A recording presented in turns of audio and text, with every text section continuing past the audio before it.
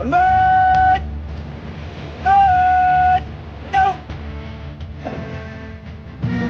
Terlebih dahulu, Alhamdulillah, marilah kita memanjatkan kesyukuran kehadirat Allah Subhanahu Wa Taala kerana dengan limpah kurnianya dapat kita bersama-sama berkumpul pada hari ini dalam perbarisan saya yang belum kalinya diadakan di bumi Lebanon ini.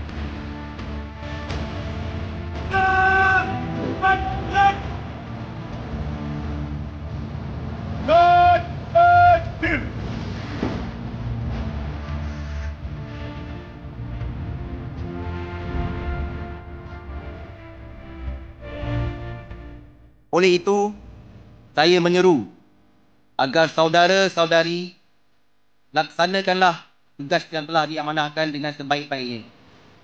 Pastikan kita melaksanakan tugas seperti mana mandat yang telah dipertanggungjawabkan di dalam resolusi 1701 dan juga sebagaimana kita dilatih sewaktu kita melaksanakan khusus di deployment di Malbat ini.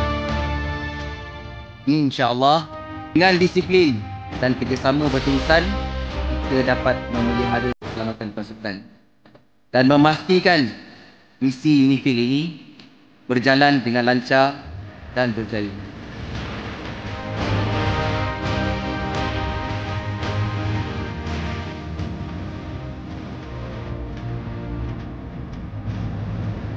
Tetap